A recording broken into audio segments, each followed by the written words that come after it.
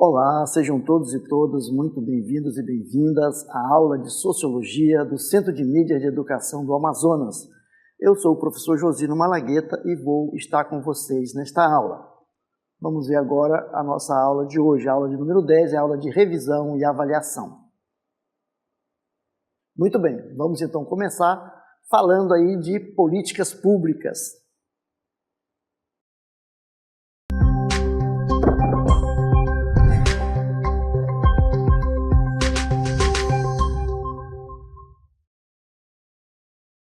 Vamos começar a nossa revisão falando de políticas públicas. O que são políticas públicas? Vamos ver?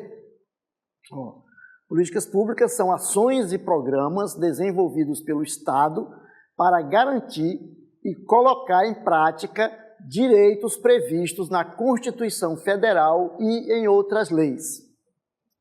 São medidas e programas criados pelos governos com o objetivo de garantir o bem-estar da população. São ações orientadas por ideais que transcendem governos e que se mantêm no longo prazo, como é o caso do programa Farmácia Popular e do Minha Casa Minha Vida, entre outros programas. Então vejam lá, a sociedade necessita tem as suas demandas, e a partir dessas demandas são criadas políticas que vão atender essas demandas, por exemplo, no transporte coletivo, na área da saúde, na área da educação, na área da moradia, da segurança. Então essas são as políticas públicas, tá certo? Mas então, como é que nascem as políticas públicas? As políticas públicas surgem de um processo de escolhas, e o resultado dessa escolha é, na sua maioria, a resposta a um problema percebido pelo governo ou pela sociedade civil organizada. Então, em determinado espaço, determinada cidade, determinado estado, percebe-se que há problema, por exemplo, de segurança pública. Então, o próprio governo pode perceber isso e criar políticas para atender essa questão, como a própria população pode levar essa reivindicação, essa demanda para os deputados, para os casos vereadores, para os deputados federais e senadores, que eles vão, então, a partir daí, criar programas para sanar ou minorar essas questões, certo? Muito bem. Quais são os passos para a definição de políticas públicas? São necessárias várias etapas para a construção ou definição de uma política pública. Vejamos. Primeiro, definição do problema. O problema pode ser econômico, pode ser um problema político ou um problema social, para ser enfrentado. Depois, formação da agenda pública. A partir daí senta-se o governo e vai então agendar, fazer aí um estudo para que possa implementar a política. Depois a formulação ou desenho dos programas e ações que possam resolver o problema. No caso, por exemplo, aqui da habitação. Então se criou aí, se desenhou Minha Casa Minha Vida, que vai atender as populações de baixa renda. Muito bem. Quarto, uma legislação da política pública escolhida. Legitimação da política. É legítima? Realmente a população está precisando disso? Isso vai surtir efeito? Então aí faz-se a escolha. Quinto, implementação da política e, no sexto ponto, monitoramento e avaliação. É preciso que se avalie, realmente deu certo, pode continuar, ou a gente vai terminar aqui essa política, ou precisa que ela avance. Então se faz esse monitoramento e avaliação. Muito bem. E aí nós vamos falar então de políticas públicas e cidadania. Por que essas duas palavras juntas, esses dois conceitos?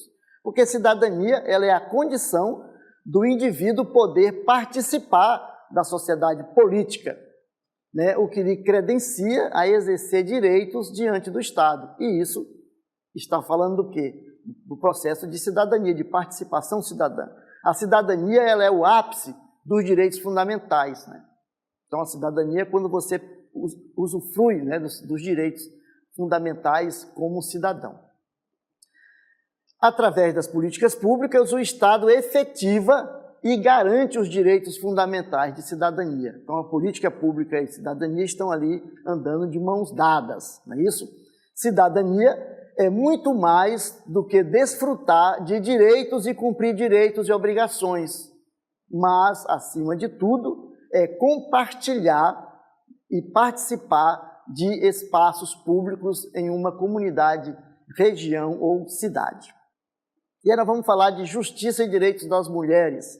As políticas públicas visam responder a demandas, principalmente dos grupos sociais excluídos, setores marginalizados, esferas pouco organizadas e segmentos mais vulneráveis onde se encontram as mulheres, né? As minorias aí. Origem e evolução dos direitos das mulheres. Os direitos das mulheres no mundo ocidental começam a acontecer a partir da Revolução Francesa, em 1789, exigindo liberdade, igualdade e fraternidade. A Revolução ela é um marco para o que passamos a conhecer como direitos humanos, o que gerou discussões sobre os direitos civis e políticos da humanidade. E aí nós vamos ter uma pessoa, uma inglesa, né, a Mary Wollstonecraft, né, que em 1792 publica em Londres uma obra chamada Reivindicação dos Direitos da Mulher, uma resposta à Constituição Francesa de 1791, por não incluir a mulher na categoria de cidadã. Essa obra dela também denunciava a proibição do acesso das mulheres a direitos básicos como educação formal e criativa, a condição de opressão e criticava a condição de opressão em que as mulheres viviam na sociedade na sua época. E aí nós vamos para o mundo e os direitos das mulheres. Os direitos das mulheres começaram a se universalizar com o fim da Segunda Guerra Mundial, em 1945, e com a criação das Nações Unidas, das Organizações das Nações Unidas, né, e a Carta que foi assinada aí nas Nações Unidas. Nessa carta foi elaborada a Declaração Universal dos Direitos Humanos, em 1948, que reconhece o caráter universal dos direitos humanos, em que todas as pessoas do mundo, sem exceção, devem ter direitos fundamentais garantidos para viver uma vida digna. Também foi criado, né, a criação do Sistema Internacional de Proteção dos Direitos Humanos, sendo considerado aí um marco, né, na questão dos direitos internacionais de proteção da pessoa humana, certo? Muito bem. Apesar, né, do avanço da garantia dos direitos da pessoa humana, não bastava para as mulheres que as mulheres tivessem seus direitos assegurados, era preciso garantir de fato esses direitos. E aí nós vamos ver então aqui no Brasil e a luta pelos direitos das mulheres. Um marco importante nessa questão é a Lei da Maria da Penha, a Lei 11.340, de 7 de agosto de 2006. Define os diversos direitos das vítimas, aponta as responsabilidades dos órgãos públicos e os caminhos para que se interrompa o ciclo de violência antes que se atinja um desfecho fatal contra as mulheres. Em 2012, foi considerada essa lei aí a terceira melhor lei de proteção das mulheres no mundo, ficando apenas atrás da Espanha e do Chile. Muito bem. Brasil, a luta pelos direitos das mulheres. Nós temos aí a Lei 12.015, de 2009, a Lei sobre o crime contra a dignidade sexual. Temos aí o Decreto 7.393, de 15 de dezembro de 2005, que cria a Central de Atendimento à Mulher, o LIG 180, e a Lei 12.845, de 1º de agosto de 2013, que estabelece atendimento obrigatório e integral às pessoas em situação de violência sexual. Também o Decreto 7.958, de 13 de março de 2013, que estabelece diretrizes para o atendimento em caso de violência sexual. E aí nós vamos passar para o que precisa, né? O que precisa avançar. Então nós vamos avançar com maior participação das mulheres, por exemplo, na política, não é isso? E também na diminuição da desigualdade de gênero entre homens e mulheres, não é isso? Só para a gente ter uma ideia, o Anuário Brasileiro de Segurança Pública apontava em 2022 que a cada 8 minutos uma mulher era estuprada no país. Então nós também precisamos aí de proteção às mulheres, né, de maior segurança para as mulheres, certo? E aí nós vamos falar dos direitos humanos, dando uma definição aí do que é isso. Direitos humanos são um conjunto de princípios, regras e normas que devem proteger a todos os indivíduos sem distinção, simplesmente por sua condição de ser humano, tais como o direito à vida, o direito à liberdade, o direito à opinião, como garantias básicas da condição de viver com dignidade, certo? E aí, os direitos humanos, ele serve como base para outras leis, para a formulação de outras leis. Por exemplo, declaração, ainda que a declaração não tenha um sentido legal, um efeito legal, mas ele serve para a elaboração e garantir os direitos em outros, pelo mundo afora, certo? Nós temos alguns exemplos que foram feitos a partir dos direitos humanos. A Lei Orgânica da Assistência Social, o Estatuto da Criança e do Adolescente, Convenção Americana sobre os Direitos Humanos, né, o Pacto Internacional sobre os Direitos Econômicos, Sociais e Culturais, a Declaração Universal dos Direitos dos Povos Indígenas, entre outros, certo? E aí a Constituição de 1988 e a Garantia de Direitos. Essa Constituição, ela traz direitos principalmente aí para os povos indígenas. A Constituição Cidadã de 1988, como ficou conhecida, defende valores como a igualdade entre gêneros. Além disso, defende também a erradicação da pobreza, a preservação e o respeito aos povos indígenas. Não é isso? E aí os povos indígenas vão lutar pelos seus direitos, vão exigir direitos. Nenhum direito é concessão, todo direito é fruto de luta e organização e conquista. Por isso, as organizações dos povos indígenas vão se organizar e vão buscar fazer valer esses seus direitos. Vamos lá? Vejam aí, né? Os diálogos amazônicos e a cúpula da Amazônia, ocorridos entre os dias 4 e 6 e 8 e 9 de agosto de 2023, foram fundamentais para os indígenas se posicionarem quanto às garantias de seus direitos. E aí eles vão, então, elaborar uma carta, e nessa carta eles vão pontificar aí, colocar alguns desses direitos. Então, primeiro,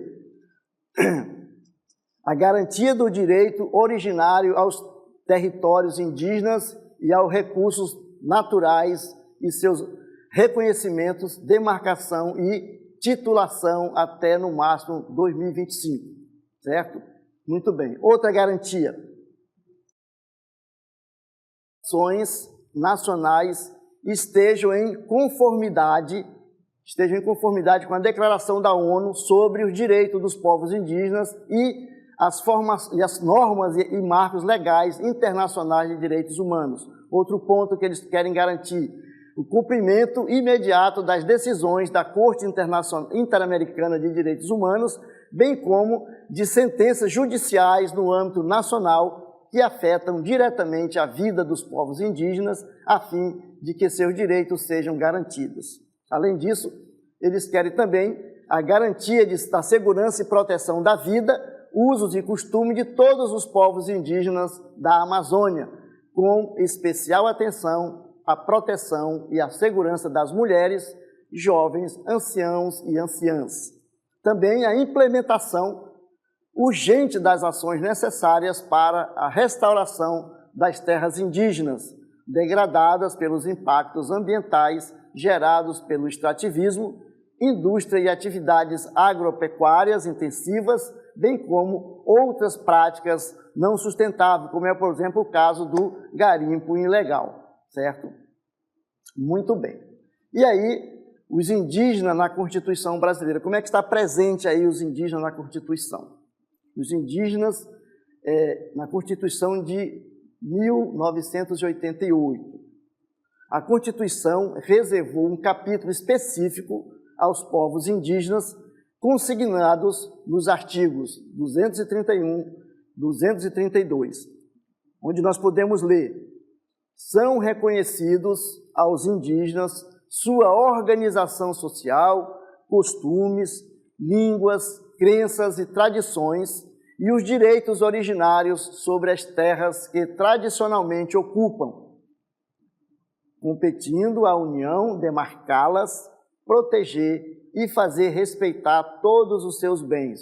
Está consignado aí no artigo 231. E é esse artigo que o famoso marco temporal quer mudar, né? Os indígenas, suas comunidades e organizações são partes legítimas para ingressar em juízo em defesa de seus direitos e interesses, intervindo, né, o Ministério Público em todos os atos do processo. Então, está consignado aí no artigo 232.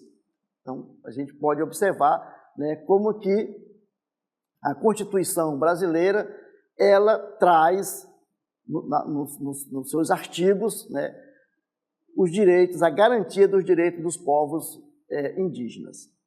E aí nós vamos trabalhar um pouco sobre os direitos humanos e as populações negras tradicionais na Amazônia. Vamos lá. Então, o bioma Amazônia, né, ele é habitado, além dos indígenas, por outros povos, como os ribeirinhos, né, os produtores de açaí, os pescadores artesanais, as pescadoras, né, os piabaceiros, né, piaçadeiros, pecunheiros e outros, né. Também a Constituição de 1988 representou um avanço significativo no que diz respeito ao reconhecimento a direitos territoriais, sociais e culturais aos povos que vivem na Amazônia. Então, toda essa população que está aí. A Amazônia é muito mais do que só a floresta, né? Ela rompeu com o caráter integracionista e assegurou as formas de organização social, uso, costumes, religiões, línguas e crenças, bem como o direito à terra, aí no artigo 68, né, do chamado Atos das Disposições Constitucionais Transitórias da Constituição de 1988.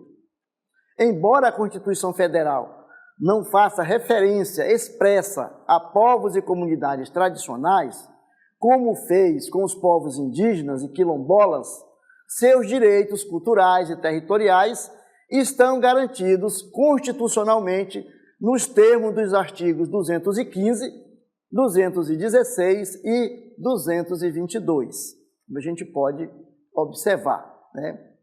Então, vejam lá, nós trouxemos aqui para vocês alguns, né, dos direitos, garantia, né, tanto dos povos indígenas como também dos nossos ribeirinhos, não é isso? Muito bem, ficamos por aqui e até uma próxima.